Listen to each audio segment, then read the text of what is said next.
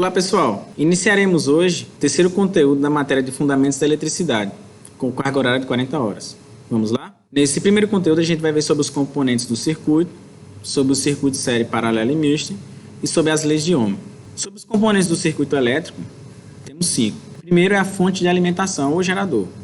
O segundo são os condutores. O terceiro são os consumidores ou carga. O quarto são os dispositivos de manobra. E o quinto, os dispositivos de proteção. Vamos ver separadamente cada um. A fonte de alimentação pode ser um carregador do seu notebook, do seu aparelho celular. A fonte de alimentação é um dispositivo que provedor dá força para movimentar os elétrons em um circuito.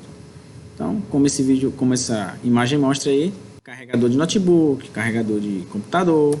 Os condutores basicamente são fios e cabos. A gente encontra aí em loja que vende peça para materiais de construção, né?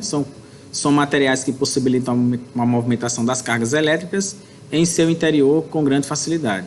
Já sobre os consumidores ou cargas, né, a gente tem também o exemplo na tela aí do ar-condicionado, do ventilador, do micro-ondas, né, que é um aparelho consumidor, também chamado receptor elétrico. É um dos componentes de um circuito que utiliza a energia elétrica para funcionar. Esses aparelhos transformam a energia elétrica em outro tipo de energia.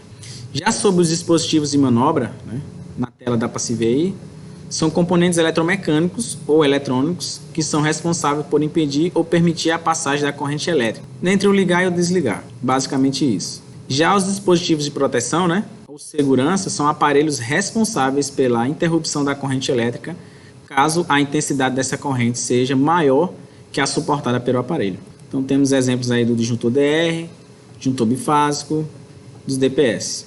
Sobre os circuitos elétricos, você se lembra o que é um circuito? Pergunta. Circuito elétrico é a composição de uma fonte de alimentação, de condutores e carga, né? Na figura abaixo mostra aí. Qualquer topologia composta por fonte de alimentação, condutores, dispositivos que consomem energia da fonte, as cargas e permitem a circulação da corrente em um circuito, né? É chamado de circuito elétrico fechado. Na figura abaixo também mostra aí. Composta por fonte de alimentação alternada, né? Essa figura mostra aí o símbolo da senoide, a setinha significa corrente elétrica, a lâmpada e a chave fechada, que é o dispositivo de manobra. A ligação de uma lâmpada em uma rede elétrica é um exemplo típico de circuito elétrico, pois, neste, uma fonte de alimentação produzirá um fluxo de elétrons por intermédio da lâmpada. A lâmpada, neste caso, é a carga que compõe o circuito. Vemos na imagem aí, né, o circuito aberto e o circuito fechado, né?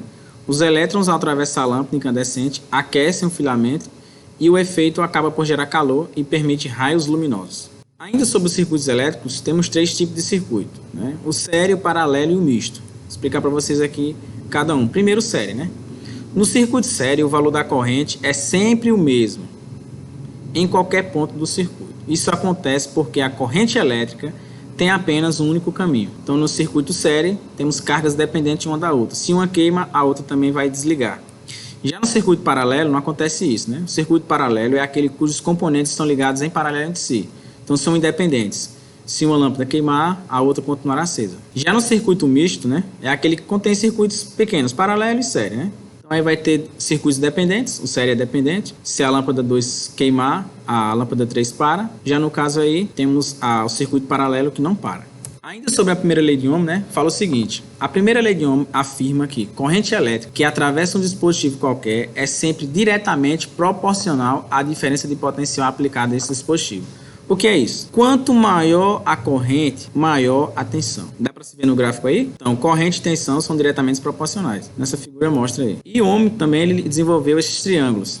É bom vocês anotarem aí as fórmulas para medir tensão, corrente e resistência. Vou deixar o link abaixo aqui também para vocês acessarem. E a fórmula é simples. E vou deixar para vocês aí no decorrer do slide as 4 atividades que vocês vão ter que responder aí com base na primeira lei de Ohm.